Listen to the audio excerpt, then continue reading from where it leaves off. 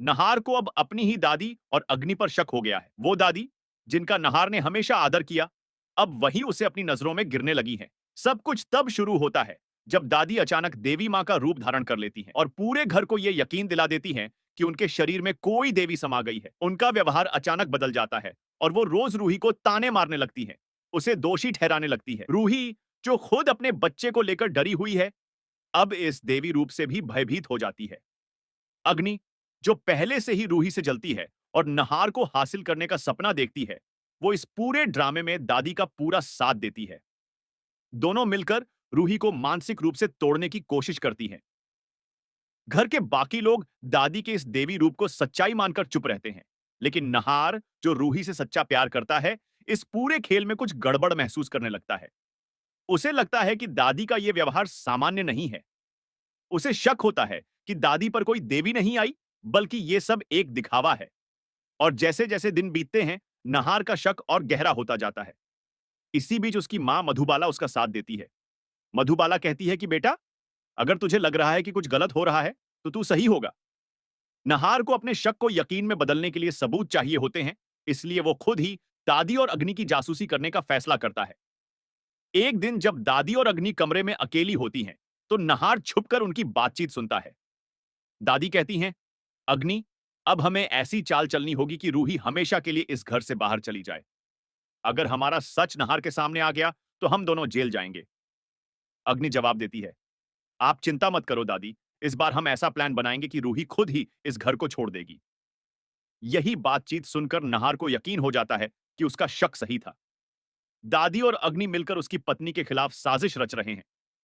अब नहार के सामने सबसे बड़ा सवाल यह है कि वो कैसे रूही को यकीन दिलाए, क्योंकि रूही अब भी दादी के दिखावे को सच्चा मानती है और सोचती है कि दादी पर देवी मां आई हैं जो उसके बच्चे को बचाने के लिए उसे घर से दूर कर रही हैं। नहार के पास कोई ठोस सबूत नहीं है और बिना सबूत के वो रूही को सच नहीं समझा सकता।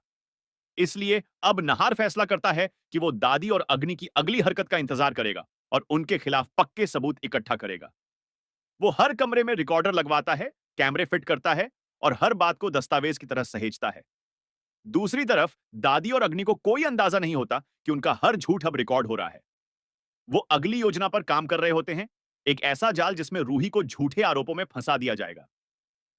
अग्नि दादी से कहती है, इस बार हम ऐसा इल्जाम लगाएंगे कि रूही को खुद ही घर छोड़ना पड़े।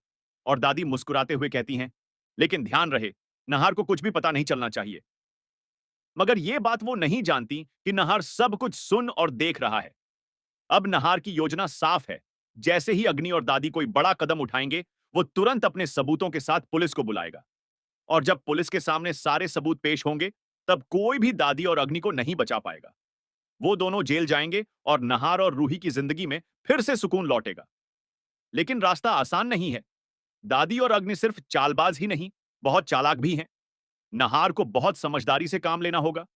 उसे हर सबूत संभाल कर रखना होगा और तब तक रूही को सच नहीं बताना होगा जब तक उसके पास सबूत न हो। क्योंकि अगर रूही को अभी बताया गया और वो दादी से जाकर पूछ बैठी, तो दादी और अग्नि सबूत मिटा सकते हैं। इसीलिए अब पूरा खेल एकदम सतर्कता और धैर्य से खेलना होगा। नहार की नजरें हर वक्त दादी और अग्नि पर होंगी और वो किसी भी पल उनकी असलियत सबके सामने लाने का मौका नहीं छोड़ेगा।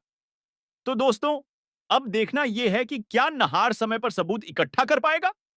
क्या रूही को सच्चाई का पता चलेगा? क्या दादी और अग्नि को उनके की सजा मिलेगी? और क्या नहार और रूही फिर से एक हो पाएंगे? अगर आप चाहते हैं कि बुराई का अंत हो और नहार अपनी रूही को वापस पा सके, तो इस वीडियो को लाइक करें, चैनल को सब्सक्राइब करें और कमेंट में लिखें, नहार और रूही प्यार की जीत।